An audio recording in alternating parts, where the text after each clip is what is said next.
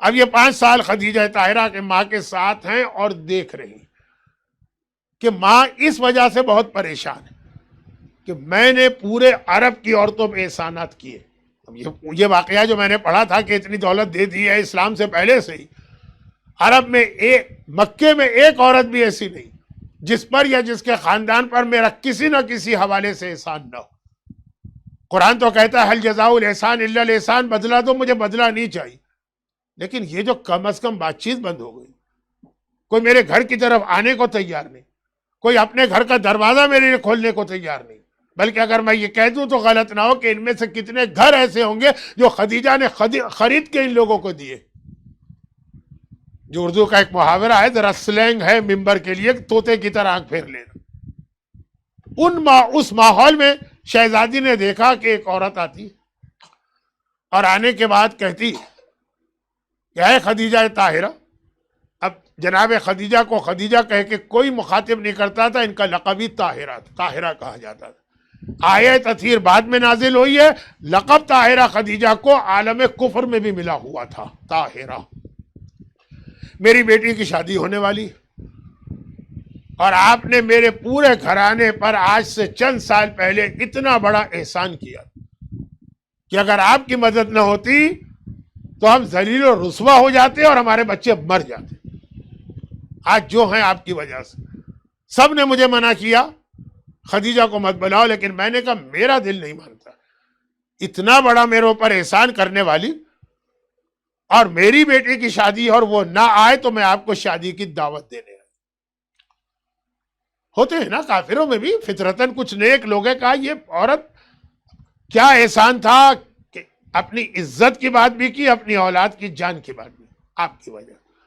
میرا دل نہیں مانے گا کہ میرے یہاں یہ خوشی ہو اور آپ نہ ہو. فلاں دن شادی، آپ ضرور تشریف لائیے گا. میں سارے عرب کی عورتوں کی مخالفت مول لے کر آپ کے پاس آئی. خدیجہ نے پہلے تو اس کی بیٹی کے حق میں کچھ دعائیں وغیرہ کی، وہ چلی گئی. شادی کا دن آ گیا. شہزادی یہ دیکھ رہی ہے، شہزادی کا واقعہ ہے، مجالس بھی شہزادی کے حوالے سے. شادی کا دن آ گیا، میری ماں کوئی تیاری نہیں کر رہے، اسی طرح بیٹھی ہیں جس طرح سے عام دنوں میں بیٹھتی. فاطمہ تو سمجھ رہی تھی کہ اتنے سالوں کے بعد ایک نے بلایا. بے چین ہوگی میری ماں کسی تقریب میں جانے کے لیے، کہ کچھ عورتوں کے درمیان جانے کے لیے 7 سال 8 سال 9 سال تنہائی میں گزارے، ایک موقع ملا. کہا نہیں، بالکل بغیر تیاری کے، جیسے کہیں نہیں جانا.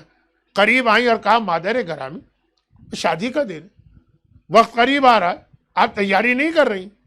کہا بیٹی مجھے اس شادی میں نہیں جانا. فاطمہ دریافت کرتی لیکن مادر گرامی کیوں؟ ایک تو اس نے اتنے خلوص سے بلایا اور پھر یہ ایک موقع آپ کے لیے، الفاظ کچھ میرے ہیں. کہا بیٹی میں تو اب بڑھاپے میں ہوں. کم سے کم بھی جو روایت ہے وہ یہ ہے کہ اس وقت خدیجہ کی عمر 50 سال تھی. ورنہ جو مشہور روایت کراچی کے پاکستان کے آپ کورس میں پڑھتے کہ رسول خدا کی جب شادی ہوئی تو 25 سال کی تھی اور خدیجہ 15 سال بڑی تھی، تو تقریباً 65 سال کی تھی. لیکن جو صحیح روایت ہے کہ صرف 3 سال بڑی تھی پیغمبر سے، تبھی 50 سال. کا میرا بڑھاپا، مجھے اپنی کوئی فکر نہیں. اتنے سالوں سے لوگ باتیں کر بھی رہے ہیں تب بھی کوئی فکر نہیں. آدمی جب ذرا میچیور ہو جاتا ہے تو توجہ نہیں دیتا باتوں پر. لیکن اگر میں شادی میں گئی تجھے لے کر، مجھے تیرا خیال ہے. عرب کی عورتوں کو بڑا تجسس ہوگا کہ خدیجہ نے ہماری بات نہیں مانی، ہم سے الگ ہو گئی. ایک ہی ان کی بیٹی ہے، شہزادی ملکہ کی بیٹی، وہ کس حالت میں ہوگی؟ تجسس ہوتا ہے آدمی کو. اسلام میں حج کے درمیان ایک عبادت یہ ہے کہ جب طواف کرو تو شروع کے 3 چکر جو ہے نا جوگنگ کے انداز میں. آج کے مراجم منع کرتے ہیں، کہتے ہیں اس کی وجہ سے دوسروں کو تکلیف ہوتی ہے. تو یہ ایک مستحب عمل ہے، اس کو چھوڑ دو. مگر یہ جوگنگ والا طواف آیا ہی اس وجہ سے تھا کہ عرب کے لوگوں کو دیکھنا تھا کہ مسلمان مدینے میں چلے گئے ہم کو چھوڑ کر، وہاں ان پہ کیا گزری. اور لمبا واقعہ ہو جائے گا، وقت ویسے ہی بہت گزر گیا ہے، میں واپس آ جاؤں. تو اب سب کو تجسس ہوگا. فاطمہ کو ابھی کسی تقریب میں نہیں لے جایا گیا ہے، گھر سے نکلتی بھی نہیں ہے، کسی نے دیکھا بھی نہیں ہے. خدیجہ کا اسٹیٹس ہر ایک کو پتا. خدیجہ کی بیٹی سب کو تمنا ہوگی دیکھنے کی، شوق ہوگا دیکھنے کا، اور یہ شوق ہوگا کہ جی خدیجہ نے ہم سے بغاوت کر کے علیحدگی اختیار کی ان کی بیٹی کی حالت میں۔ خدیجہ کہتی ہے بیٹی مجھے تیرا خیال، اگر تو یہی پھٹے ہوئے پرانے کپڑے پہن کے گئی، وہ خدیجہ جو سونے کے تاروں سے بنا ہوا لباس پہنتی، ایک بار جو لباس پہن لیا دوبارہ کبھی نہ پہنا، وہ دے دیا کسی غلام کو، کسی کنیز کو، کسی راہ خدا میں کسی رشتہ دار کو۔ آج حالت یہ ہے کہ ایک اپنا جو لباس ہے پتہ نہیں کتنے سال پرانا، اور بیٹی کے بدن پہ جو ایک جوڑا ہے وہی چلا رہا، سب تجھے دیکھیں گے۔ یہ لفظ میرے ہیں، شہزادی خدیجہ کا لفظ نہیں ہے، مفہوم یہی، ٹونٹنگ کریں گے، تانے دیں گے، مذاق اڑائیں گے، جوک بنائیں گے۔ آج کا زمانہ ہوتا ہے کیا کہتا میں کہ وہ میمز بنائیں گے، مثلا یہی ہوتا ہے نا، کوئی لفظ ہے نا، میمز بنائیں گے، سب تیرا مذاق اڑائیں گے۔ دیکھ تیری ماں نے ہماری بات نہیں مانی تو آج تیری کیا حالت، میں تیری وجہ سے نہیں جا رہی۔ فاطمہ نے کہا مادر گرامی آپ میری پرواہ نہ کریں، میں تو کائنات کا بہترین لباس پہن کے اس شادی میں چل رہی ہوں، اور کائنات کا قیمتی ترین زیور پہن کے اس شادی میں جا رہی ہوں۔ خدیجہ حیران ہو گئی، بیٹی مجھ سے زیادہ تیرے لباس اور زیور کو کون جانتا ہے؟ نہ تیرے پاس کوئی لباس ہے اس کے علاوہ جو تو کتنے سالوں سے پہنے ہوئے، نہ تیرے پاس کوئی زیور ہے۔ اور بیٹی کہہ رہی ہو کون بیٹی؟ جو صدیقہ ہے، جو طاہرہ، میں کائنات کا سب سے قیمتی لباس پہنے ہوئے ہوں، مجھے کیا پرواہ کسی کی؟ کائنات کا سب سے قیمتی زیور میرے بدن پر ہے، مجھے کیا پرواہ؟ کون میرا مذاق اڑائے؟ کہ بیٹی کون سا لباس، کون سا زیور؟ ماں حیران ہو رہی ہے فاطمہ کے جملوں میں۔